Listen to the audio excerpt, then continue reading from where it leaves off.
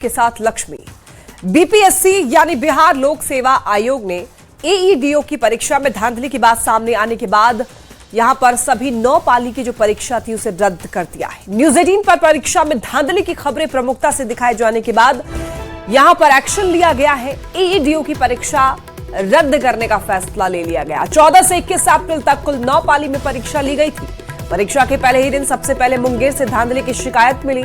Hi tech device के जरिए कदाचार की बात सामने आई और इस पूरे मामले में बायोमेट्रिक अटेंडेंस वाली कंपनी के स्टाफ की भूमिका संदिग्ध पाई गई, जिसके बाद जांच का दायरा बढ़ता गया और आरोपियों की संख्या भी बढ़ती गई और इसके साथ साथ हर दिन इसमें नई कड़ियां जुड़ती गईं और इस पूरे मामले में 6 जिले में 8 एफआईआर दर्ज की गई, 32 लोगों को गिरफ्तार किया गया और इन सभी से पूछताछ के बाद कई अहम जानकारी सामने आई, जिसके बाद आयोग ने परीक्षा को ही रद्द कर दिया है।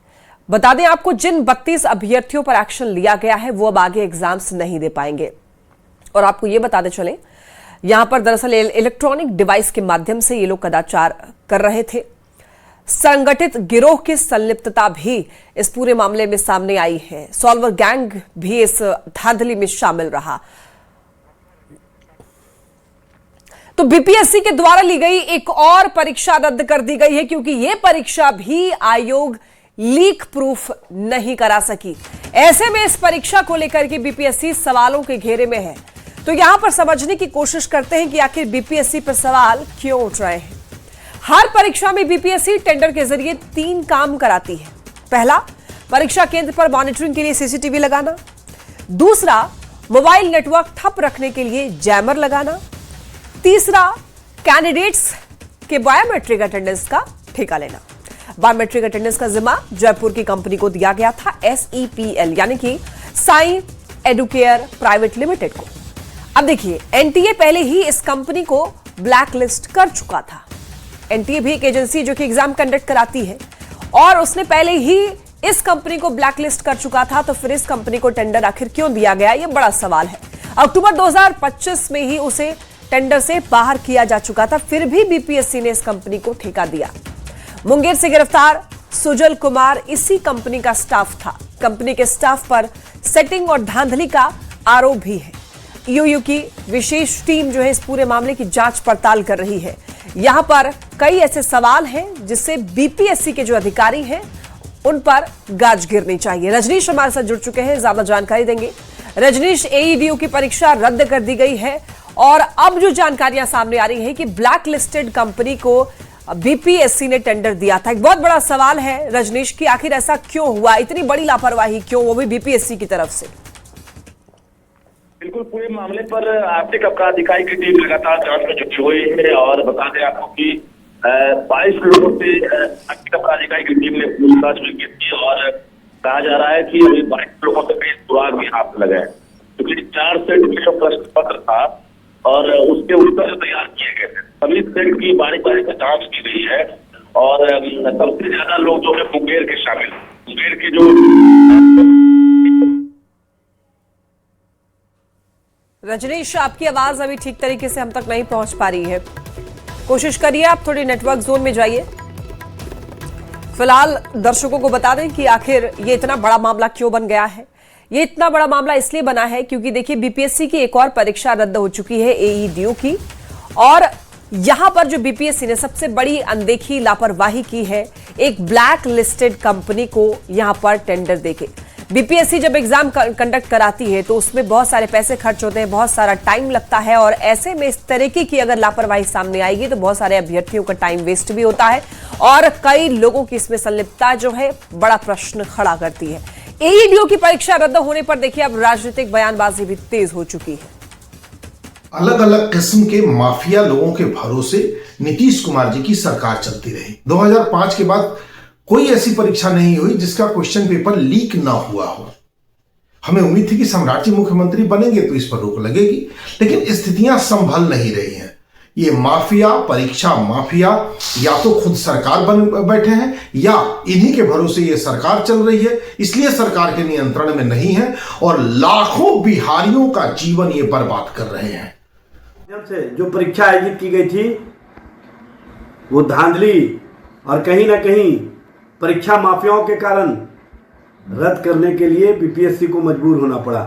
बिहार में जिस तरह से परीक्षा माफियाओं का राज कायम हो गया है, लगातार इधर हाल के दिनों में जो भी परीक्षाएं आयोजित की गई है और खास तौर से बीपीएससी के माध्यम से, उसमें कहीं ना कहीं गड़बड़ियां सामने आ जाती है। बीपीएससी एईडीओ परीक्षा को रद्द करने का फैसला सरकार की जीरो टॉलरेंस नीति का स्पष्ट प्रमाण है। जैसे ही गड़बड़ी की शिकायतें आई, बिना किसी दबाव के पूरी प्रक्रिया को निरस्त कर दिया गया। यह युवाओं के विश्वास की रक्षा करने वाला ऐतिहासिक कदम है। निगरानी द्वारा एफआईआर और सख्त जांच यह सुनिश्चित करेगी कि कोई भी दोषी बचे नहीं। बीपीएससी द्वारा आयोजित एडीओ परीक्षा में धांधली का आरोप सामने आया है, जिसको संज्ञान में लेते हुए परीक्षा को कैंसिल कर दिया गया है। छात्र और युवाओं के भविष्य के साथ जो भी लोग खिलवाड़ करेंगे, एक भी कोई बचने वाले नहीं हैं। जांच चल रही है, जो भी लोग होंगे उन पे सख्ती से कार्रवाई की जाएगी। चलिए, रजनीश हमारे साथ एक बार फिर से जुड़ने की कोशिश कर रहे हैं। रजनीश, बीपीएससी के द्वारा ली गई एक और परीक्षा रद्द हो चुकी है और ऐसे में बड़ा सवाल कि आखिर जो ब्लैक लिस्टेड कंपनी थी उसको टेंडर क्यों दिया गया और बीपीएससी एक और परीक्षा कंडक्ट कराने में असफल रही है। बिल्कुल कई सवाल उठ रहे हैं और बता दें आपको कि आर्थिक अपराध इकाई की टीम लगातार जांच में जुटी हुई है और इस दौरान जो है लगभग 22 लोगों से पूछताछ भी की थी और सबसे बड़ी जानकारी जो मिली थी कि पटना में ही उत्तर तैयार किया गया था। 4 स्टेट में क्वेश्चन पेपर था और जांच के दौरान जो है ये सही पाया गया है। इसके बाद आर्थिक अपराध इकाई तो एक्शन लगातार ले ही रही है, लेकिन दूसरी तरफ बीपीएससी ने भी अब परीक्षा रद्द कर दिया है। तो अब ये पुष्टि हो गई है कि परीक्षा में व्यापक पैमाने पर गड़बड़ी हुई थी और सिस्टम में सेंधमारी का प्रयास किया गया था। ऐसे में 11 लाख जो अभ्यर्थी जिन्होंने फॉर्म भरा था, जिन्हें उम्मीद थी कि वो अधिकारी बनेंगे परीक्षा देकर, उनकी उम्मीदों पर फिलहाल पानी फिर गया है और 14 अप्रैल से लेकर 21 अप्रैल तक जो परीक्षा आयोजित की गई थी उसे रद्द कर दिया गया है। हालांकि रद्द परीक्षा को पुनः कंडक्ट कराने के लिए फिलहाल अभी कोई तारीख मुकर्रर नहीं की गई है। जल्द ही बैठक होगी और आगामी डेट जो है दिए जाएंगे। लेकिन सवाल कई है कि आखिर इतनी बड़ी परीक्षा एजेंसी में फिर से एक बार सेंधमारी कैसे हुई? क्या आयोग की बड़ी चूक है? जो ब्लैक लिस्टेड कंपनी है उसको कैसे टेंडर दिया गया? ये तमाम सवाल का जवाब आयोग को भी देना होगा और फिलहाल जो आयोग है उससे भी हम अंदाज कर रहे हैं कि पूछताछ होने वाली है। और इसके अलावा 2 विज्ञापन है। एक विज्ञापन आपको 108/2025 है, जो सहायक लोक स्वच्छता एवं अपशिष्ट प्रबंधन पदाधिकारी की जो लिखित परीक्षा है इसे भी रद्द कर दिया गया है। दूसरा है 87/2025 जो एईडीओ की परीक्षा है। 2 परीक्षा को रद्द किया गया है। तो कुल मिलाकर बिहार में चर्चा का विषय बन गया है कि आखिर इतनी बड़ी परीक्षा एजेंसी में कैसे सेंधमारी हुई। हालांकि सम्राट सरकार से काफी उम्मीदें हैं और बीपीएससी और एईडीओ जो एक तरह से बीपीएससी और आर्थिक अपराध इकाई दोनों अपने अपने स्तर जांच कर रही है। इस दौरान 32 अभ्यर्थियों को बिल्कुल रजनीश, तो ये जो 32 अभ्यर्थी हैं अब उनको आगे किसी भी एग्जाम में बैठने के लिए नहीं दिया जाएगा। एक बहुत बड़ा एक्शन है। बहुत धन्यवाद इन तमाम अपडेट्स के लिए रजनीश। आइए बढ़ते हैं खबरों में आगे। दिल्ली से इस वक्त एक बड़ी खबर मिल रही है। गृह मंत्रालय की आज की बैठक टली है। दरअसल इंडो नेपाल सीमा सुरक्षा पर बैठक होने वाली थी। अमित शाह की अध्यक्षता में यह बैठक होने वाली थी। बिहार के अधिकारी भी इसमें शामिल होने वाले थे। मुख्य सचिव डीजीपी को इसमें शामिल होना था। दरअसल सीमावर्ती जिले के डीएम को भी इस बैठक में जुड़ना था और अब बाद में तय होगी बैठक की अगली तारीख। अमित जुड़ चुके हैं ज्यादा जानकारी के लिए। अमित, एक बैठक होने वाली थी गृह मंत्रालय की इंडो नेपाल सीमा सुरक्षा को लेकर जो आज टल गई है, तो क्या संभावित अगली तारीख हो सकती है? फिलहाल पूरी जानकारी दीजिए। देखिए, ये बैठक जो है वो इंडो नेपाल बॉर्डर को लेकर काफी महत्वपूर्ण थी और इसकी अध्यक्षता खुद जो है केंद्रीय गृह मंत्री अमित शाह करने वाले थे। लेकिन कारणों से यह बैठक फिलहाल स्थगित कर दी गई है और अब अगली तारीख जो तय की जाएगी उस दिन ये बैठक होगी। तो फिलहाल कह सकते हैं कि भारत सीमा नेपाल सीमा और जो बांग्लादेश का घुसपैठ का मुद्दा है उसको लेकर के केंद्र सरकार जो है वो काफी संजीदा है, काफी जो है उस पे एक्शन के मूड में है और यही वजह है कि लगातार सीमा पे चौकसी बढ़ाई गई है। लगातार जो है केंद्र सरकार जो है मॉनिटरिंग, केंद्रीय गृह मंत्रालय जो है मॉनिटरिंग कर रहा है। और आज जो एमएचए में बैठक थी मिनिस्ट्री ऑफ होम अफेयर्स में, उसमें केंद्रीय गृह मंत्री अमित शाह ये बैठक जो है लेने वाले थे इसमें बिहार से डीजीपी और मुख्य सचिव के साथ साथ तमाम जो अमित, क्या कोई कारण बताया गया है इस बैठक को अभी फिलहाल टाल देने के पीछे? देखिए, कारण स्पेसिफिक जो है उसकी जानकारी नहीं दी गई है, लेकिन हाँ ये जरूर कहा गया है कि जल्द ही जो तारीख नहीं है वो तय की जाएगी। वैसे बैठक को लेकर के तमाम तरह की तैयारियां पूरी कर ली गई है, लेकिन तारीख जो है वो अगली कब होगी उस तारीख के बाद ही जो है स्पष्ट होगा, और जब तारीख मुकर्रर होगी तो ये बैठक जो है बिल्कुल की जाएगी। ठीक है, बहुत धन्यवाद आपका इन तमाम अपडेट्स। चलिए अब रुख करते हैं पटना से एक बड़ी खबर की ओर। नीतीश कुमार लगातार देखिए सक्रिय हैं। सुबह सुबह बताया जा रहा है कि डिप्टी सीएम विजेंद्र यादव के आवास पर पहुंचे, इसके बाद अशोक चौधरी के आवास पर भी नीतीश कुमार पहुंचे और मुलाकात के बाद नीतीश कुमार 7 सर्कुलर रोड पहुंचे। डिप्टी सीएम विजय चौधरी भी 7 सर्कुलर रोड पहुंचे। नीतीश कुमार कल शाम ही 7 सर्कुलर रोड शिफ्ट हो चुके हैं और ऐसे में काफी एक्टिव दिख रहे हैं नीतीश कुमार। बताया जा रहा है कि अशोक चौधरी के आवास पर पहुंचे। देखिए, विजेंद्र यादव और अशोक चौधरी ये दो ऐसे शख्स हैं, दो ऐसे नाम हैं, दो ऐसे चेहरे हैं जो कि काफी ज्यादा नीतीश कुमार के लिए विश्वसनीय हैं, काफी करीबी हैं और उनसे उनका लगातार मिलना होता रहता है। लेकिन देखिए, कल ही वो 7 सर्कुलर रोड शिफ्ट हुए हैं नीतीश कुमार एक कड़ी मार्ग छोड़ करके, तो ऐसे में उनका मुलाकात काफी ज्यादा अहम हो जाता है। बताया जा रहा है कि अशोक चौधरी के आवास पर मिलने के लिए पहुंचे थे, विजेंद्र यादव से भी मिलने के लिए पहुंचे, उनके आवास पर गए। ज्यादा जानकारी देंगे न्यूज 18 संवाददाता आनंद हमारे साथ जुड़ चुके हैं। आनंद, सुबह सुबह डिप्टी सीएम विजेंद्र यादव के आवास पर पहुंचकर नीतीश कुमार की ये मुलाकात, ये किस तरीके की मुलाकात है, कितनी अहमियत है इस मुलाकात की? देखिए, ये एक अच्छी मुलाकात थी। सुबह में नीतीश कुमार इसके पहले भी सुबह में कई बार अपने पार्टी के बड़े नेताओं के आवास पे जाते रहे हैं, मुलाकात करते रहे हैं। तो आज भी सुबह सुबह में विजेंद्र यादव जो बिहार के डिप्टी सीएम है उनके आवास पे पूर्व मुख्यमंत्री नीतीश कुमार पहुंचे थे। उसके बाद पूर्व मंत्री अशोक चौधरी के भी आवास पहुंचे और उसके बाद उनसे मुलाकात करके फिर वापस लौटे। फिर एक अन्य मार्ग भी गुजर के लिए गए थे और उसके बाद फिर वो 7 सर्कुलर रोड आ गया और 7 सर्कुलर रोड में अभी उससे मिलने बिहार के डिप्टी सीएम विजय चौधरी भी पहुंचे हैं। यही पर भी एक अच्छी मुलाकात थी। इसके पहले जैसे कि मैंने आपको बताया कि सियासी हलचल इसके पहले जो थी वो समाप्त हो चुकी है। बिहार में सम्राट चौधरी बिहार के मुख्यमंत्री बन चुके हैं और नीतीश कुमार राष्ट्रीय राजनीति में जा चुके हैं दिल्ली। तो जय तौर पे पटना में जब भी नीतीश कुमार रहते हैं अपने नजदीकी नेताओं से मुलाकात करते हैं और अब से कुछ देर पहले जो बिहार के डिप्टी सीएम विजय चौधरी वो भी पहुंचे। लेकिन ताजा अपडेट ये भी बता दूं कि कल देर शाम ही नीतीश कुमार 7 सर्कुलर रोड में शिफ्ट हो चुके हैं, उनका पूरा सामान भी यहाँ पर आ चुका है और नीतीश कुमार अब यहाँ पे 7 सर्कुलर रोड जो उसके पहले भी वो एक बार रह चुके हैं, एक बार फिर से नीतीश कुमार यहाँ पर आकर शिफ्ट कर चुके हैं। एक अन्य मार्ग मुख्यमंत्री आवास होता है, सरकारी मुख्यमंत्री आवास होता है, इस वजह से वो खाली कर चुके हैं और अब 7 सर्कुलर रोड में नीतीश कुमार का नया आवास बन चुका है, वो अपने परिवार के साथ रहेंगे। और जैसे कि मैंने आपको बताया कि सुबह सुबह में पार्टी की जो वरिष्ठ नेता है विजेंद्र यादव हो, विजय चौधरी हो, अशोक चौधरी हो, तो उनके आवास पे मुलाकात करने के बाद फिर 7 सर्कुलर रोड में इस वक्त बैठे हैं और विजय चौधरी जो बिहार के डिप्टी सीएम है वो भी उनसे बातचीत चल रही है। और एक 12:30 बजे एक प्रेस वार्ता भी है जो विजय चौधरी जो बिहार के डिप्टी सीएम है और प्रदेश अध्यक्ष जेडीयू के उनके साथ एक प्रेस वार्ता भी होगी। तो अभी की हैपनिंग यही है। बिल्कुल आनंद, तो भले ही अब केंद्र की राजनीति में नीतीश कुमार रुक कर चुके हैं लेकिन लगातार उनके जो विश्वसनीय उनके करीबी लोग हैं उनसे उनका मिलना जुलना होता रहता है। बहुत धन्यवाद आपका इन तमाम जानकारियों के लिए। बड़ी खबर नवादा से। देखिए, जिले में हाथियों का आतंक थमने का नाम नहीं ले रहा है। गोविंदपुर प्रखंड के जिटसारी गांव में बीती रात दर्दनाक घटना घटी है। 58 साल के एक व्यक्ति को हाथी ने कुचल कर मार डाला है। बताया जा रहा है कि परिजनों के मुताबिक वो घर से बाहर निकले हुए थे, तभी वहां पर हाथी भटकता हुआ आता है और उन पर हमला कर देता है। जिले में अब तक ऐसे हमलों में 4 लोगों की जान जा चुकी है, कई घर भी क्षतिग्रस्त हुए हैं। लेकिन वन विभाग की सुस्ती से ग्रामीणों में गहरा आक्रोश भी देखा जा रहा है।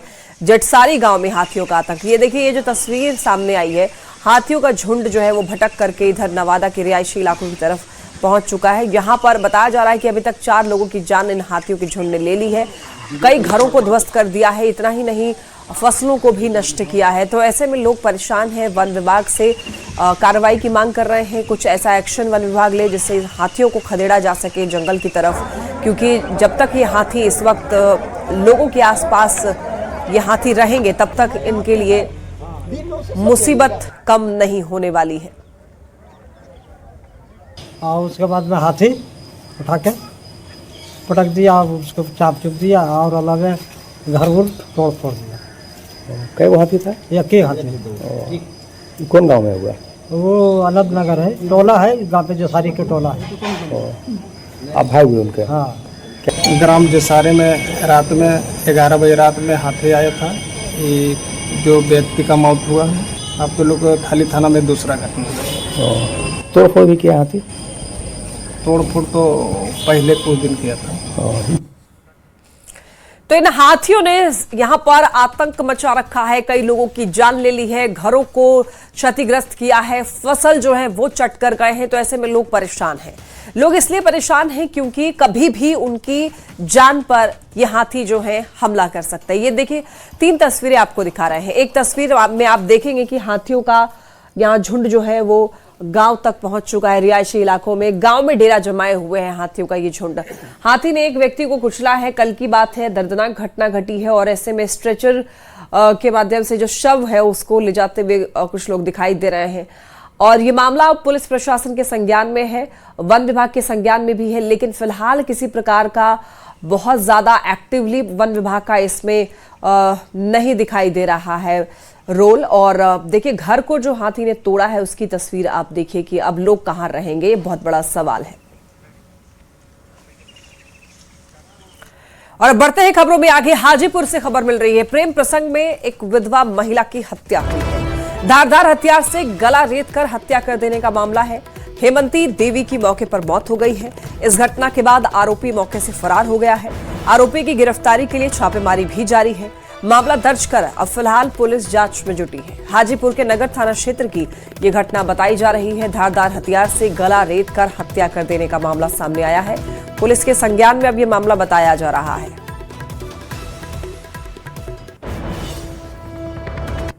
धारदार हथियार से चोट लगने से उसकी मृत्यु हुई मिला है।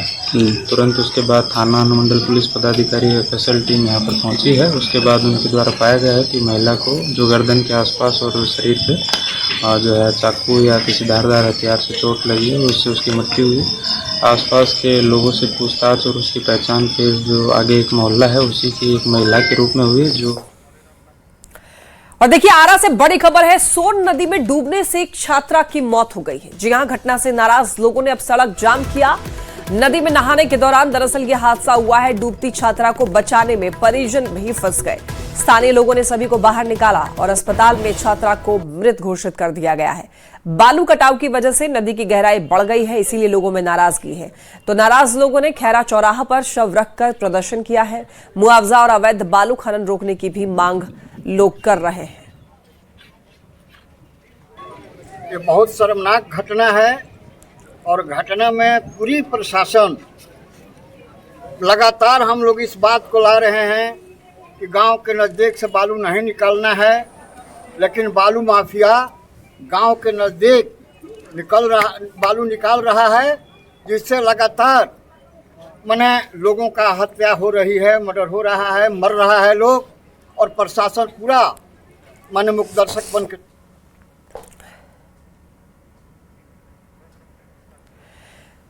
तो ये मामला आरा का, जहां पर नहाने के दौरान एक छात्रा की मौत हो गई और इससे लोगों में काफी ज्यादा आक्रोश है। चलिए बढ़ते हैं खबरों में आगे, बात करेंगे पटना की। देखिए पटना में जेपी गंगा पथ को और ज्यादा आकर्षक बनाने के लिए यहां पर भव्य निर्माण कार्य जारी है। मुख्यमंत्री सम्राट चौधरी निर्माण कार्यों का निरीक्षण करने वाले हैं। यहां पर स्टेनलेस स्टील का भव्य गेट बनाया जा रहा है, जिस पर गंगा के 11 पौराणिक नाम अंकित होंगे। साथ ही देश के प्रमुख मंदिर, मस्जिद, गुरुद्वारा और चर्च की कलाकृतियां विकसित की जा रही हैं। और वेस्ट मटेरियल पार्क और बड़ा मैदान भी तैयार हो रहा है, जिससे पर्यटन और आर्थिक गतिविधियों को बढ़ावा मिलेगा। जेपी गंगा पथ, जिसे मरीन ड्राइव के नाम से भी जानते हैं, इसे और भव्य और आकर्षक और सौंदर्यीकरण करने का काम जो है वो जारी है। और जो तस्वीरें आपके सामने हैं, उन तस्वीरों पर ज़रा गौर करिए। यहाँ एक तरफ जो है आपको गुरुद्वारा दिख रहा है, वो भी एक उसकी प्रतिमूर्ति जो है वहाँ बनाई जा रही है। साथ साथ यहाँ पे मंदिर जो है वो भी पौराणिक मंदिर वो भी बनाए जा रहे हैं। यहाँ पे एक निर्माण हो रहा है जो साउथ का आपको जो मीनाक्षी मंदिर है वो भी बनाया जा रहा है। साथ में यहाँ पे गिरजाघर भी बनाए जा रहे हैं। साथ में एक बड़ा मस्जिद जो है वो भी तैयार किया जा रहा है। और साथ साथ आपको बता दें कि लगातार जो कई धरोहरें हैं जो ऐतिहासिक रूप से देश की विरासत जो है उसे भी यहाँ पे शामिल किया जा रहा है और साथ साथ एक सामाजिक और धार्मिक सौहार्द जो है उसका भी एक ढंग से उदाहरण जो है वो पेश किया जा रहा है। यहाँ पे आप देखिए कि बीच से जो है वो गंगा का एक पार्ट जो है वो बह रहा है जिसको और सौंदर्यीकरण किया जाएगा और इस तरीके से पूरा जो निर्माण है वो इस तरीके से किया जा रहा है कि आने वाले दिनों में यहाँ न सिर्फ पर्यटकीय सुविधाएं वो विकसित हो बल्कि आर्थिक रूप से भी जो है यहाँ पे लोगों को रोजगार जो है वो मिल सकेगा। आपको बता दें कि इसके साथ साथ जो है वो पटना स्मार्ट सिटी मिशन के तहत ये पूरा तैयार किया जा रहा है और गंगा सड़क के किनारे जो है 20 फीट ऊंचा जो है आधुनिक आर्ट गेट जो है वो लगाए जा रहे हैं और ये पूरी तरह से स्टेनलेस स्टील और मजबूत संरचना के साथ डिज़ाइन किया जा रहा है। यहाँ पे आपको बता दें कि बटरफ्लाई पार्क जो है वो भी तैयार किया जा रहा है। कुल मिलाकर के एक इस तरीके से पूरे जेपी गंगा पथ को डेवलप किया जा रहा है। एक तरीके से कहें तो जेपी गंगा पथ न सिर्फ पटना का बल्कि पूरे बिहार का एक आकर्षण का केंद्र बनने वाला है। कैमरा पर्सन संत के साथ रविएश नारायण, न्यूज़ 18 पटना। और देखिए अगली खबर सासाराम से, जहां नगर निगम क्षेत्र के उच्चतर माध्यमिक विद्यालय नौगाई में पढ़ाई तो नियमित हो रही है लेकिन रखरखाव की हालत यहां पर बेहद ही खराब है। स्कूल की ज्यादातर खिड़कियों के शीशे टूटे हुए हैं। गर्मी में लू और सर्दी में ठंडी हवा सीधे क्लासरूम में पहुंचती है। बच्चों के लिए परेशानी है, इससे बच्चों को पढ़ाई में परेशानी हो रही है। चोट लगने का भी खतरा बना रहता है। मेंटेनेंस के अभाव में भवन भी जर्जर होता जा रहा है। हालांकि स्कूल की प्रिंसिपल ने भवन जर्जर होने की जानकारी विभाग को दी है लेकिन उसके बाद भी मरम्मत का काम नहीं किया गया है। एक तरफ सरकार जो है वो विद्यालयों के ढांचागत स्थिति में सुधार की दावा करती है और लगातार इसके लिए संसाधन उपलब्ध कराए जाते हैं, लेकिन रोहतास जिले में कई ऐसे विद्यालय हैं जिसकी स्थिति काफ़ी जर्जर है और हम आपको दिखाने की कोशिश करेंगे कि एक क्लासरूम है और क्लासरूम में जो बेंच डेस्क तो है लेकिन खिड़कियां का कांच टूटा हुआ है। आप देख सकते हैं जिस तरह से कांच, आप देख सकते हैं कि कितनी गर्मी पड़ रही है और गर्म हवाओं के थपेरे आते होंगे और ऐसे में इस विद्यालय के तमाम जो है वो कांच इस तरह से क्षतिग्रस्त है। बड़ी बात है कि ये बच्चों का विद्यालय है और बच्चों के विद्यालय में कांच का तो उपयोग होना ही नहीं चाहिए और कभी कभी खतरा ये होता है कि तेज धूप पड़ने के कारण कांच खुद चटक कर टूट जा रहा है। जिस शाम को जो बच्चा खेलता है तो उसी ढीला मार के तोड़ दिया है। अच्छा, ग्राउंड में खेलने उलने आता है उससे भी टूट जाता है? हाँ, उससे भी टूट जाता है। तो दिक्कत होता होगा आप लोग को? हाँ, बहुत दिक्कत होता है। जब गर्मी में जब लुक बहता है तो क्लास बहुत ही हीट हो जाती है, गर्म लगता है। जाड़ा समय में ठंडा लगता है। तो क्या क्या दिक्कत होता है बेटा? क्या क्या दिक्कत होता है सब?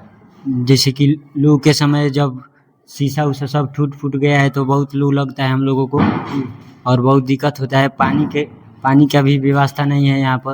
वो तो पता चला है, लेकिन विद्यालय का कांच वगैरह भी टूटा हुआ है। हाँ, बाउंड्री भी आपके यहाँ नहीं है? बाउंड्री भी है। मवेशी वगैरह भी, कुत्ता गाय भैंस भी आ जाती होगी? हाँ, आ जाती है जी। ऐसा है, बाउंड्री नहीं है लेकिन इस पे लोग बोल रहे हैं। विभाग को मैं लिखी हूँ और विधायक महोदया को भी लिखी हूँ। मापी वगैरह करवाए हैं इसके लिए? लिखे हो कि नहीं है आप जमीन का माप करवा के? नहीं लिखे हैं। अंचलाधिकारी को भी मैंने एप्लीकेशन दिया है, बीओ सर को भी दिया है और विधायक मैडम को भी हमने इसके बारे में सूचना दे दी है कि कांच वगैरह पूरा टूटा हुआ है, गर्म हवा बच्चा सबको हाँ, बरसात के दिन में पानी भी आता है। इस सारी समस्याओं को मैंने जिक्र किया है अपनी एप्लीकेशन में। लेकिन सब मतलब सर लोग यही बोले हैं कि इस पे काम कराया जाएगा। 150 बच्चे हैं। तो इस विद्यालय की स्थिति आप देख सकते हैं, ज्यादातर कांच जो है वो चटक गए हैं और ऐसे में जब तेज गर्मी पड़ती है और गर्म हवाओं के थपेरे चलते हैं तो क्लासरूम में बच्चों को बैठना मुश्किल हो जाता है। अजित कुमार, न्यूज़ 18 सासाराम। और इसी के साथ इस बुलेटिन में फिलहाल इतना ही। खबरें लगातार जारी है, आप देखते रहिए न्यूज़ 18 बिहार झारखंड।